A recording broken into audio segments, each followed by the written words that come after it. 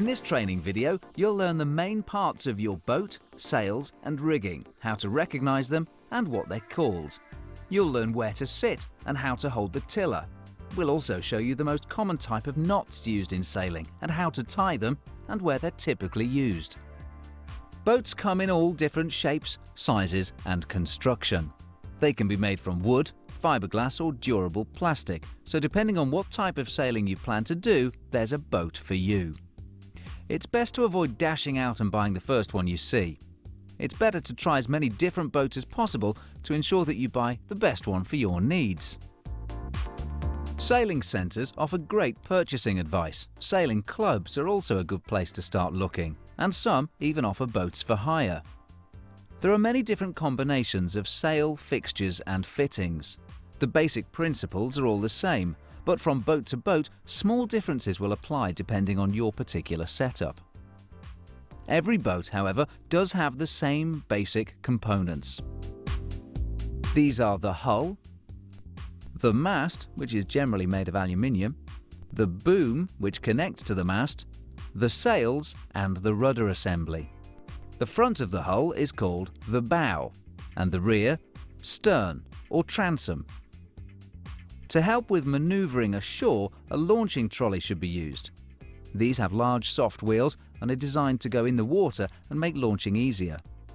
A seat that runs sideways across the boat is called a thwart. The bit you sit on is called the side tanks, and the outside edge of the boat is called the gunwale. The mast is either self-supporting like this laser or supported by a series of wire rigging.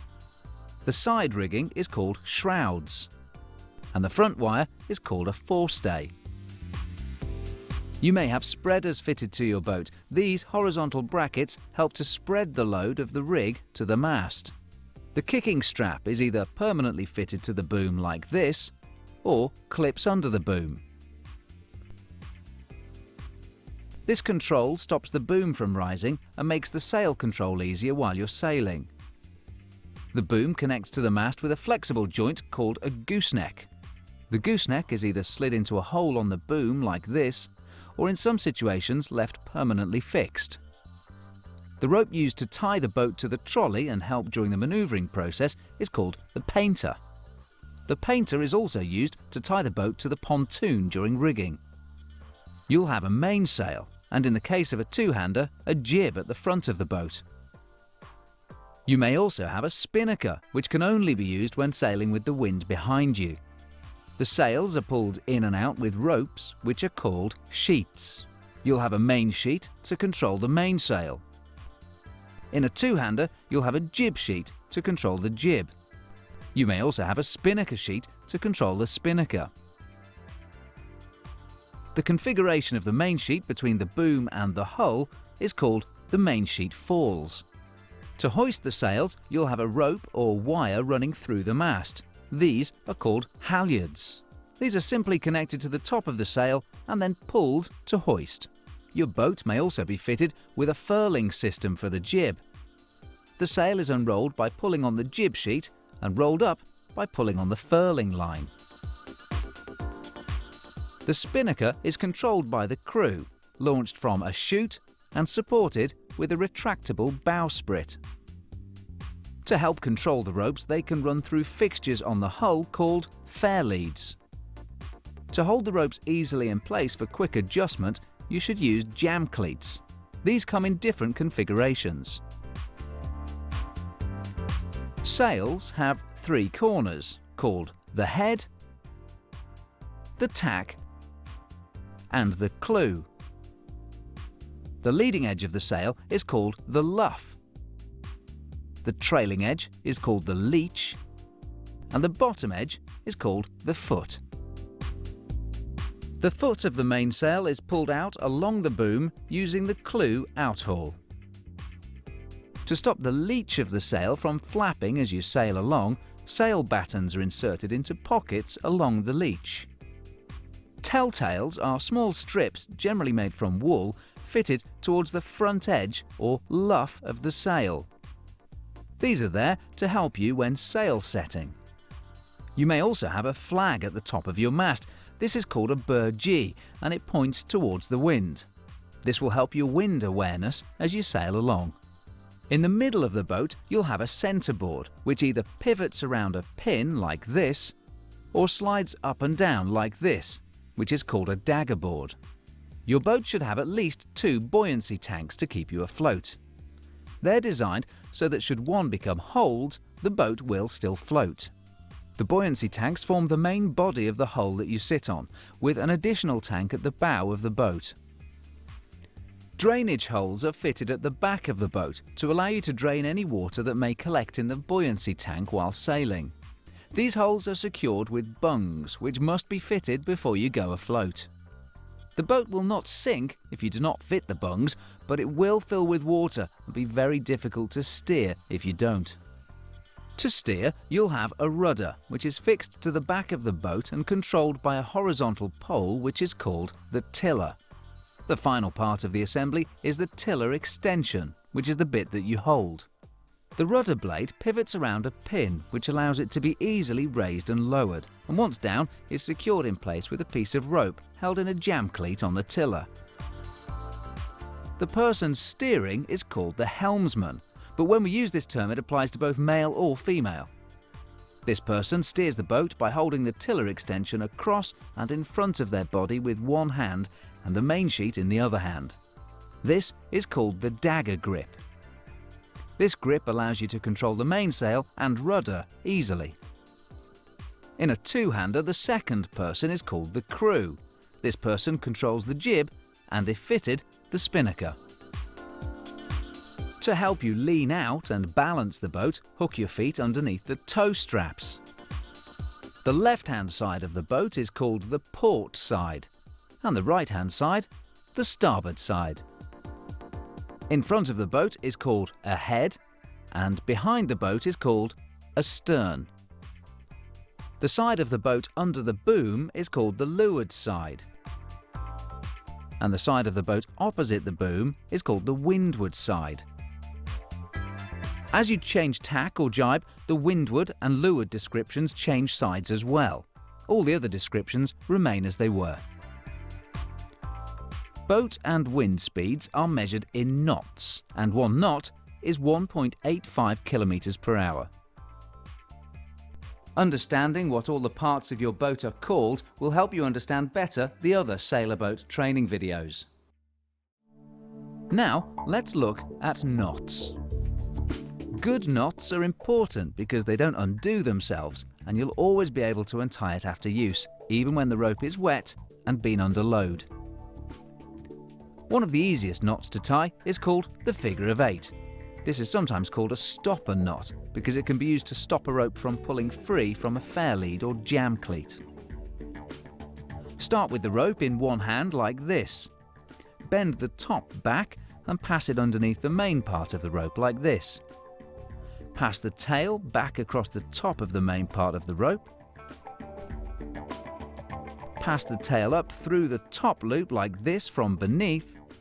Finally, grab the tail and pull tight. Let's have another look. With the rope in one hand, grab the tail and pass it behind the main stem of the rope. Loop it back over the top and underneath and back up through the loop at the top. Pull the tail tight. Next, the reef knot or square knot. This is a general purpose knot used to join 2 pieces of rope together. Holding both ends, pass the left-hand piece of rope over the top of the right-hand piece and back under. Pull a bit of slack through. Bend both tails so they point together, passing the right-hand piece of rope over the left-hand piece and back under. Pull both tails tight. Let's have another look. Holding both ends, pass the left hand over the top of the right hand and back around underneath. Bend both tails together. Pass the right hand over the left hand and back underneath and through the loop. Pull tight. The round turn and 2/2 hitches is a knot that's used to tie a single piece of rope to a fixed object. This is particularly useful when tying a boat to a cleat on a pontoon or its trolley. Loop the tail of the rope underneath the fixed object and wrap it completely around one complete turn. Continue passing the tail back around until it points back towards you. Next, take the tail and pass it underneath the main part of the rope and loop it back around, poking it through the loop that's just been created.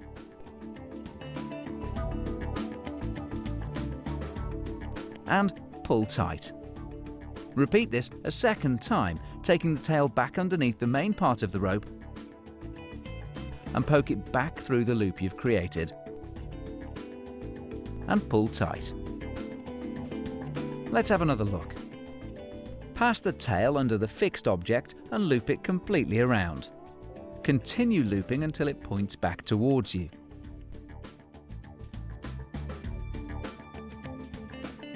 Pass the tail underneath the main body of the rope and poke the tail back through the loop that you've created. Pull tight. Repeat it once more, tail behind the main rope. Bend it back around and poke the tail through the loop and pull tight. An alternative when using a cleat on a pontoon is to make a series of loops in a figure of 8, like this.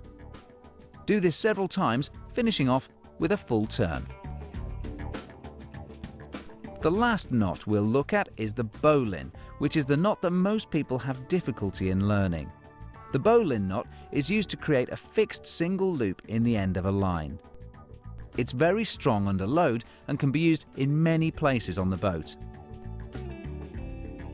To start with, make a small loop by placing one hand on top of the other hand like this, leaving plenty of tail to create the end fixed loop. Take the tail and poke it up from the bottom of the small loop that you've just created.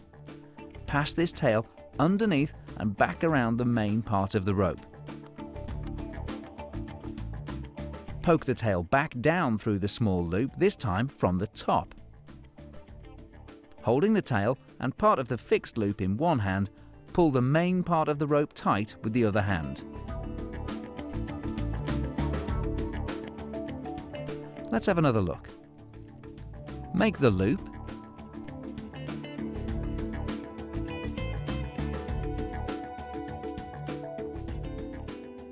Pass the tail from underneath. Back around and behind the main part of the rope. Loop it back across and down from the top. Hold part of the tail with the fixed loop in one hand. Pull the rest of the rope tight.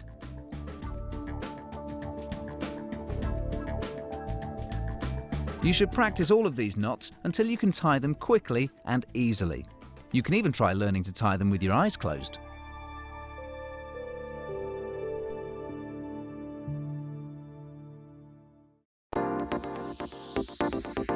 Welcome to Sailorboat.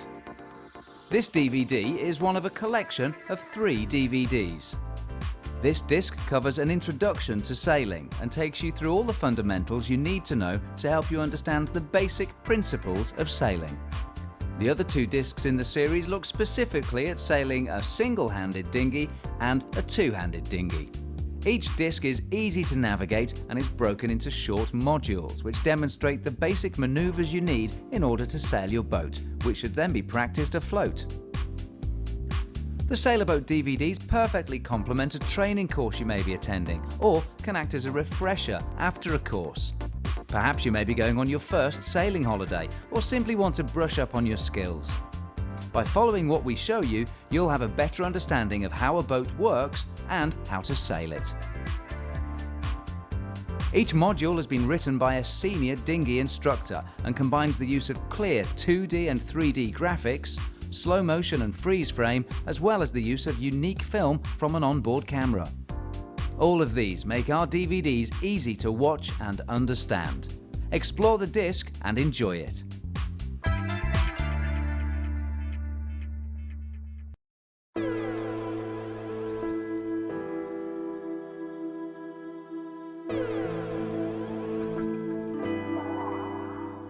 In this training video, you'll learn about your sailing environment, safety afloat, and basic rules. You'll learn what to look for in a sailing area, what conditions and areas to avoid, and how to gather weather and tide information. You'll see what clothing to wear, as well as how to be towed by a safety boat. We'll also give you simple rules explanations. You'll see graphical representations of simple situations, and we'll explain which is the give-way vessel. Firstly, always wear a buoyancy aid or life jacket if you're either on or near the water, and you should never sail alone. You must understand your ability level and respect the elements. Do not sail if the wind is strong until you've learned the basics on fair weather days. There's a recognised wind measurement scale. This is called the Beaufort scale. The blocks in the middle indicate the wind force strengths. You should limit your sailing to winds up to force 3 or 4. As your experience grows, you'll be able to cope with stronger winds. These flag shots indicate fair weather winds, and the water looks like this. This is an ideal wind condition to learn in. This flag indicates very rough weather, and you can see the flag is flapping violently, and this is what the water looked like on the same day. If faced with this situation, you must not go afloat. Do not sail in a thunderstorm. The mast is an excellent lightning conductor. If one arrives when you're afloat, you must return to shore. Before you go afloat, you must obtain a good weather forecast for your area, and if on the sea, the times of the next high water. Information on both these points is generally available online, in local media, or even on a mobile phone application. Tide times are important to understand. The direction and speed the current flows varies depending on the time of high water and can exceed your boat speed, sweeping you out to sea if the wind drops. Tidal currents get particularly strong at harbour entrances and headlands, so avoid sailing in these areas. We assume that your boat is in a seaworthy condition and watertight. If you're in doubt, you must get the boat checked by a professional. It's a good idea to carry a paddle on board, which you can use if the wind drops, a long piece of rope to be used if you need to be towed. You should carry a sponge and a bailer, and a small anchor like this is a good idea, as it'll help to hold the boat in position if the wind drops. Make sure that any loose items are tied on so that you don't lose them if you capsize. Your boat should have at least 2 buoyancy tanks to keep you afloat. They're designed so that should one become holed, the boat will still float. The buoyancy tanks form the main body of the hull that you sit on, with an additional tank at the bow of the boat. Drainage holes are fitted at the back of the boat to allow you to drain any water that may collect in the buoyancy tanks while sailing. These holes are secured with bungs, which must be fitted before you go afloat. The boat won't sink if you don't fit the bungs, but it will fill with water and be very difficult to steer if you don't. You should never sail alone. Only sail in an area where somebody could come and assist you in the event of you getting into difficulties. A deserted and quiet beach may look an inviting area to learn in peace and quiet, but there's probably a good reason as to why no other boats are there. Strong tides and currents may exist, hazardous shipping may operate, unexposed rocks and sandbanks may also be a problem. You must choose a location where other boats are sailing. Sailing clubs are the perfect choice. What you wear is also very important. You must wear clothing to suit the climate in your particular situation, whether this be hot or cold. You must always wear a personal buoyancy aid or life jacket at all times when in the boat or near the water. A buoyancy aid is generally accepted as the most suitable for dinghy sailing, as these jackets allow easy body movement and will keep you afloat. However, because of the design, you'll not float face up if you're knocked unconscious. A life jacket is the alternative, but these are cumbersome to wear aboard a dinghy. You must wear your buoyancy aid tightly so that you do not fall out of it when you fall in the water. And it's important to wear it as the outermost garment to allow somebody to grab hold of it easily to help pull you back aboard after a capsize. Some people opt to wear safety helmets to protect them from bangs, usually from the boom. Ropes can burn your hands if you let them slide through your fingers. Gloves are therefore a good idea. If it's cold, you should wear a hat. We recommend that you use footwear with non-slip soles. Clothing made from man-made fibers are ideally suited for sailing, as these types of fabrics still offer warmth when wet and they dry quickly. You should avoid cotton or wool-based clothing like jeans or heavy wool sweaters, as these are heavy and uncomfortable to wear when they're wet and take a long time to dry. To help keep you warm, waterproof tops are a good idea to keep the wind off. Waterproof trousers keep the wind and spray off your legs while sailing and also help to keep you warm. However, if there is the likelihood of a capsize, wetsuits are a good idea, especially if the weather is cool. Be careful of the sun's rays. The ultraviolet light will reflect off the surface of the water and the wind will cool exposed skin. This will mask the burning feeling. Be particularly careful on days when the sun is hazy. It will still burn you. Apply sun cream to exposed areas and also take it afloat with you. You should also take something to drink. If you need to attract the safety boat's attention, make large arm movements like this. If you need to be towed ashore, the safety boat crew will instruct you on what to do, but with the sails lowered, the crew should take the tow rope from the safety boat and wrap it completely around the mast like this and hold it tight. Do not tie this off. Raise the centerboard. The safety crew will then secure the tow rope.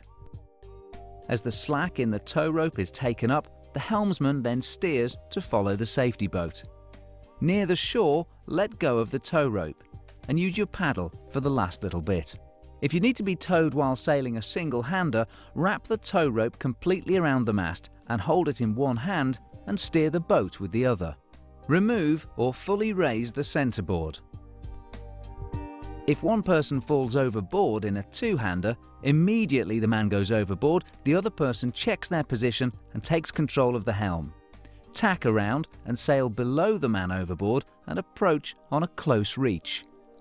Let the sails flap to control your speed, stopping by the man overboard. Help them aboard and sail away. Now let's look at rules. Rules are there for everyone's safety. We'll show you the basic rules you need to be aware of, but you need to be aware that these rules are only a small part of a lengthy international publication called International Regulations for Prevention of Collisions at Sea, and includes rules for heavy commercial shipping. As a dinghy sailor, you need to only be aware of the most basic rules, but if you plan to race, further rules will also apply, which are beyond the scope of this video. When afloat, the priority of all vessels is to avoid a collision and any incident, so you must keep a good lookout at all times whilst sailing and be prepared to take avoiding action in good time. Don't forget to look under the boom as well as behind your back, as boats can come at you from any angle. Be aware that the wind may restrict your ability to hear the sounds of approaching vessels, and sailing boats in particular can be hard to hear. In most situations, sail has priority over power boats, and they should keep out of your way. But you must keep out of the way of large commercial shipping or fishing vessels. They are often constrained by their draft or their maneuverability. You must also keep out of the way of any man-powered vessels like rowing boats. Any point of sailing where the wind is on the left-hand side of the boat is called port tack and is the give-way tack and is marked in red.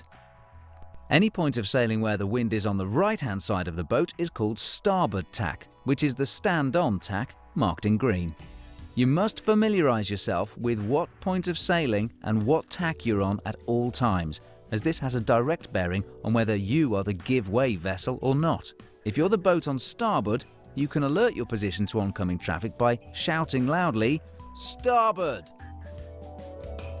But you must be prepared to take avoiding action if the boat on port does not respond. Let's take a look at some practical examples. Here, both boats are on close haul point of sailing. The boat in red is on port tack and is the give-way vessel. The green boat is on starboard and is the stand-on vessel. The red boat must avoid the green boat by either steering behind the starboard boat or tacking onto starboard tack to match the green boat and sail alongside it. The same rule applies if you're sailing with the wind behind you. Once again, the boat in red is on port, so should avoid the boat in green, which is sailing on starboard. The red boat has the choice of turning behind the green boat or jibing onto starboard to sail alongside the green boat. Let's now look at when a close-hauled boat meets a boat sailing away from the wind. The red boat is close-hauled, but sailing on port, so should avoid the green boat that is on a dead run on starboard. As before, the red boat must keep out of the way by either tacking out of the way like this or turning to steer behind the green boat. Let's look at this in reverse. Here, it's the boat that's sailing away from the wind that is on port tack, marked in red, and the other boat sailing close-hauled is on starboard. Once again, the red boat must avoid the green boat by either steering behind it or turning onto the opposite jibe to sail clear. Here we see two boats sailing on port. In this situation, it's the boat that has the wind behind it sailing down the screen that's the give-way vessel, so must take avoiding action, and steers behind the close-hauled boat to keep clear. Now, let's look at what happens when overtaking. Here, the overtaking boat must keep clear at all times by either sailing well to the windward side or by turning underneath and sailing well to the leeward side. Let's look at boats on converging courses. In this situation, it's the boat that's on the windward side that's the give-way vessel and must adjust its course to avoid a collision, or steer behind the other vessel. The rules we've just illustrated are the most common and most basic. Please be aware that other situations do exist, and if in doubt, keep clear of other vessels to avoid collisions well in advance. Key learning points. Understand your level of ability. Respect the elements. Always wear a personal buoyancy aid. Never sail alone. Understand the tide times and weather forecast. Make sure your boat is seaworthy. Wear clothing to suit your particular environment. The wind can mask the power of the sun's rays. You should use sun cream to protect exposed skin areas. Rules are there for everyone's safety. You must know what tack you're on to understand who is the give-way vessel in any particular situation. In general, the boat on port tack is the give-way vessel and must take avoiding action. You must keep a good lookout at all times and be prepared to take immediate avoiding action, even if you appear to be in the right. Next steps. Watch this video as many times as is necessary to get a good understanding of what to be aware of with your sailing environment and rules afloat. Use the script and glossary to support your understanding. Familiarize yourself with websites that will give you information about the weather and tides in the area that you may sail in, so that you get used to reading and interpreting the information in different conditions from day to day. Practice being able to read the wind strength by fluttering flags and ripples on the water. And understand the basic rules of the road and avoid collisions.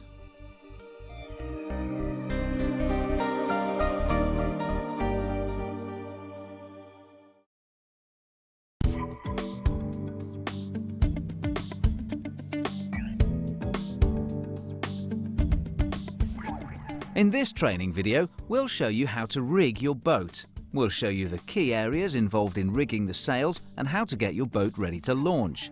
You'll also see some differences in rigging styles that apply from boat to boat.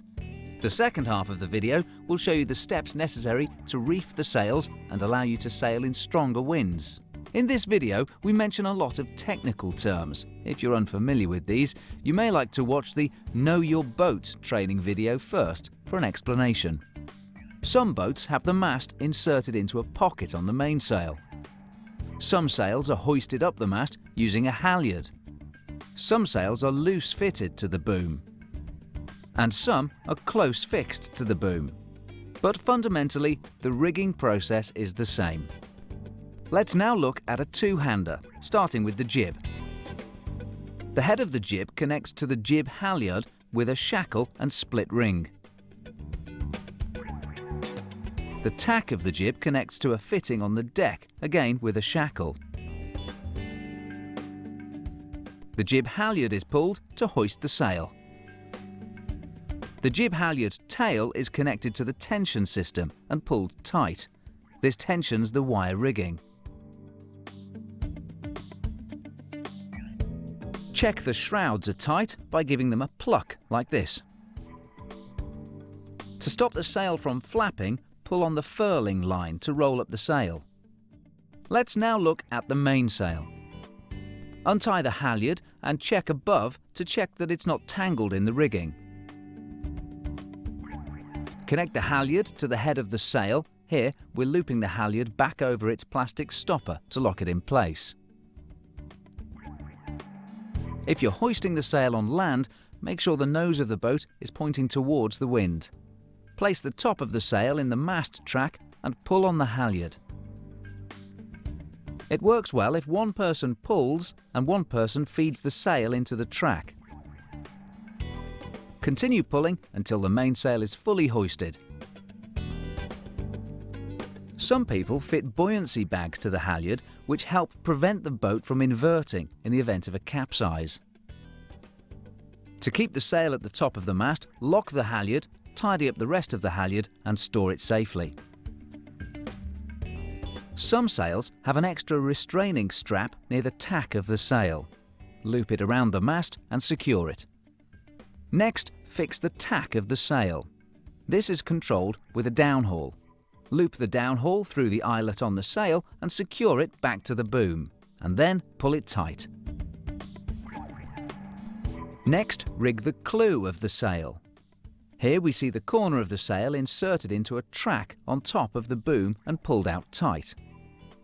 The outhaul rope is then threaded through the eyelet and back to the end of the boom and secured. At the mast end of the boom, the sail outhaul is then pulled tight. If your boat doesn't have a track on top of the boom, the clew will ride up like this. To hold the clew in place, tie it to the boom. Here, we're using a reef knot. The main sheet is then simply threaded between the blocks on the boom and on the boat, ending up with the main sheet jam cleat, where a stopper knot is tied in the end to stop it running free.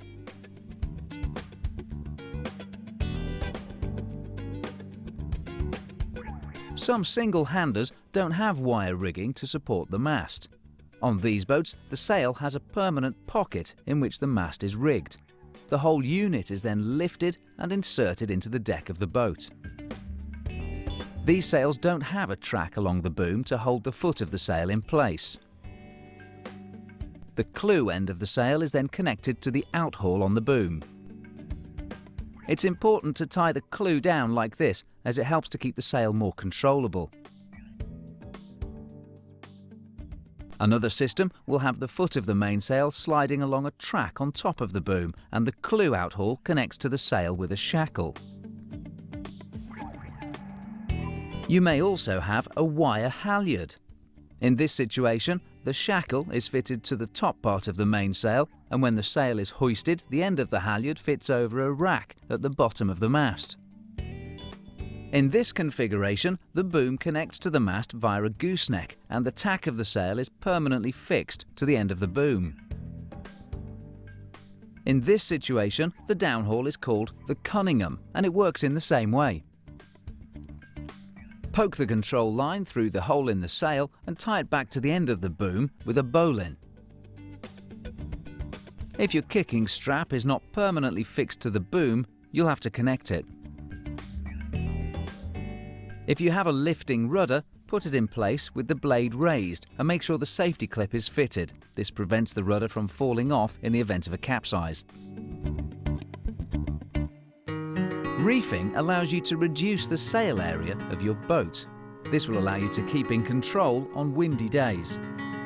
It's best to reef ashore, and if in doubt, put a reef in. You'll have a number of reefing points that allow increasing amounts of reefing to be applied to the sail. In this example, we're starting with the mainsail fully rigged and hoisted. First, release the reefing line from the boom and pull all the slack through. Thread the end of this line through the first reefing point behind the mast, and on the other side of the sail return the line to the boom, but keeping inside the kicking strap. Tie the end of this line to the boom with a bowline. Next, go to the end of the boom and pull the remainder of the reefing line out like this. Return to the mast and release the main halyard to lower the mainsail. Then return to the end of the boom and thread the reefing line through the eyelet of the clew of the sail, like this. And return the line to the boom and clip it in place.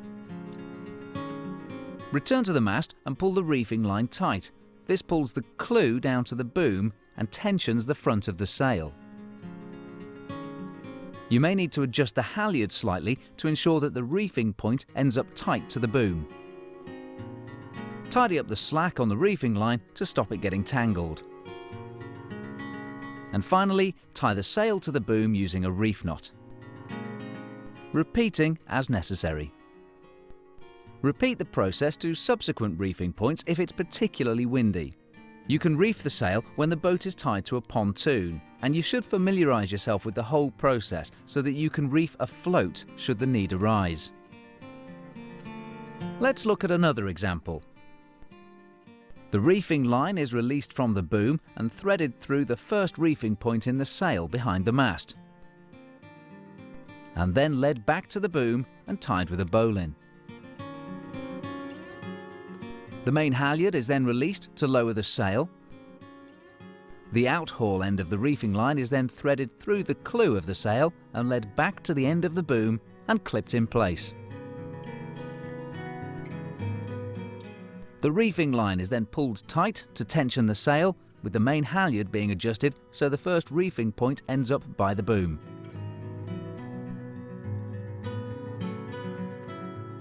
Continue to pull the reefing line to make sure there's no slack.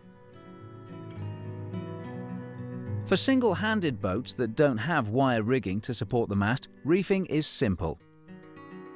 Disconnect the outhaul from the clew end of the sail and simply wrap the sail completely around the mast. You can do this several times if necessary. Finally, reconnect the outhaul back to the boom. Whichever reefing procedure you've used, to take the reef out, you should reverse the process. To lower the sails, release the halyards and gently pull down.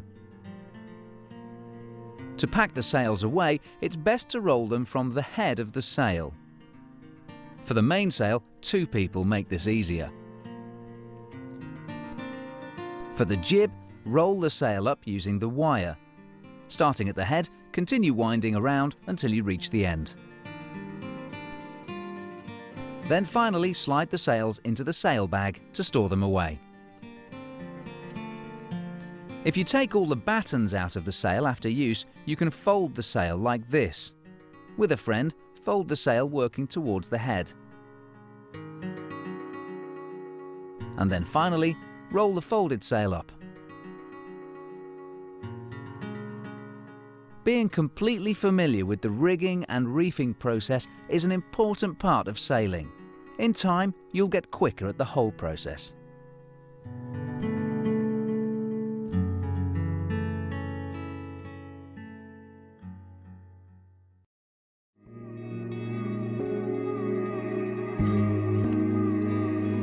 This training video will help you to understand the different points of sailing that a sailing boat can achieve and the dynamics of the wind on your boat. In short, what makes your boat move forwards. Sails do not work if you point the boat straight at the wind. They simply flap. The sail will only work if it sits at an angle of more than 45 degrees to where the wind is blowing from. The area where sails don't work is called the no-go zone. You can sail in any other direction apart from this zone. Any point of sailing where the boat has the wind on its left is called port tack, and any point of sailing where the wind is coming from the right-hand side is called starboard tack. It's very important to have an understanding of where the wind is blowing from, and is fundamental to everything that you'll do in the boat. To help you, you can use a masthead burgee, which will point towards the wind. Flags ashore are another indicator. Ripples on the water also blow from where the wind is coming from. A flapping sail works like a flag and will lie in the same direction that the wind is blowing from. It's useful to understand how a sail works. If you sail with the wind behind you, it's easy to see what happens. The wind simply pushes you forwards. But how does a boat sail across or towards the wind, like this? Here we see a cross-section of a mainsail. The aerodynamics of a sail work in a similar way to an aircraft wing. The air travelling across the outside edge generates lift, which will blow the boat sideways. By pushing down the centreboard to suit the point of sailing, the sideways slip is reduced and the boat drives forwards through the water. The closest angle you can sail to the wind is on the edge of the no-go zone. This point of sailing is called close-hauled. You should have the sails pulled in tight with the centreboard pushed fully down to prevent side slipping, and by probing with the tiller to find the point where the sails just start to flap, you're on the edge of the no-go zone. Close-hauled is the point of sailing you should use if you want to sail towards the wind. Changing sides is called tacking. Sailing on subsequent close-hauled angles, tacking between them, you will eventually end up at your upwind destination. Together, a series of tacks is called beating. The next point of sailing is called a close reach. To arrive here from a close-hauled position, simply pull the tiller away from the boom for a short while, raise the centreboard slightly and release the sails to find the point where they just start to flap, and then pull them back in so they stop flapping. Turning slightly away from a close reach, you arrive at a beam reach point of sailing. Here, you'll be sailing at 90 degrees to the wind. A beam reach is the best point of sailing for your first sail, as the sails and the boat are easily controlled. Adjust the sails as before, and you should also raise the centreboard here so it's about halfway up. Turning slightly away from a beam reach, you arrive at a broad reach point of sailing. Here, you'll be sailing at 120 degrees to the wind. And raise the centreboard so it's about 2/3 up, and let the sails out slightly as before. The next point of sailing is called a training run. To arrive here, turn the boat about 20 degrees away from the broad reach position, and you'll be pointing almost directly away from the wind. Release the mainsail so the boom is almost at 90 degrees to the boat, and the centreboard should be about 3/4 of the way up. This is the best point of sailing if you want to sail with the wind behind you, as there's less of a risk of the boom accidentally flipping across, which is called jibing. The final point of sailing is a dead run. This is when the boat is pointing directly away from the wind. As you learn, this point of sailing is probably best avoided until your wind awareness has developed. It's very easy for the wind to suddenly catch the wrong side of the sail, which can cause the boom to flick across the boat very fast and capsize you. Turning back towards the wind, you can get back to any of the points of sailing by pushing the tiller gently towards the boom, pulling in the sails a little more to stop them flapping, and pushing the centreboard down, until you're on the close-hauled point of sailing once more.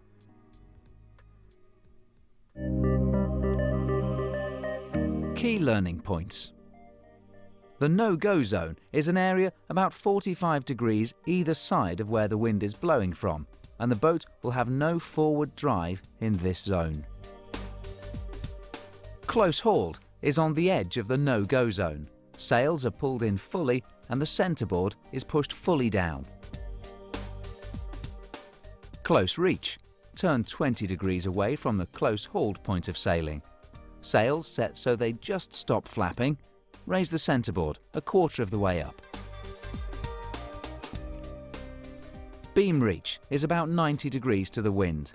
Release the boom so it's approximately 45 degrees over the side of the boat so the sails don't flap. Centreboard should be halfway up.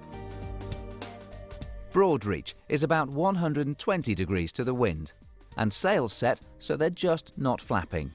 Centreboard is about 2/3 up. A training run is a further 30 degrees away from a broad reach. Boom is almost 90 degrees to the boat, and centreboard is 3/4 of the way up. Dead run is sailing directly away from the wind. Boom is 90 degrees to the boat, centreboard stays at 3/4 up. You must understand and establish where the wind is blowing from and adjust your sails and centreboard to suit each point of sailing. Next steps. Watch this video as many times as is necessary to get an understanding of the points of sailing and how to recognize them, and what to do with the sails and centreboard on each point. Use the script and glossary to help you. Then on the water, try to get a good understanding of the wind's direction at all times to establish what point of sailing you should be using.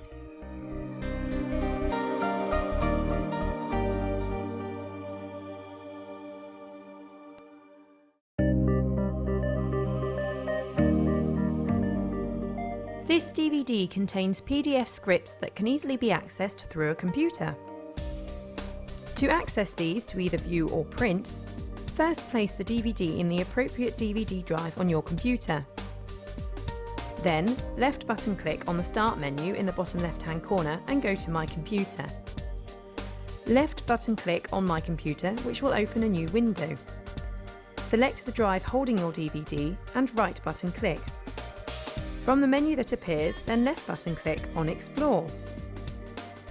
In the new window that appears, you should see a PDF document for each video on the DVD. Double-click on the icon of the script you want to read with the left mouse button, and the PDF document will display on your screen. You can now scroll through this as you please and even print a copy if you would like. At the end of each script, you will also find a glossary to cover any technical terms used in the video.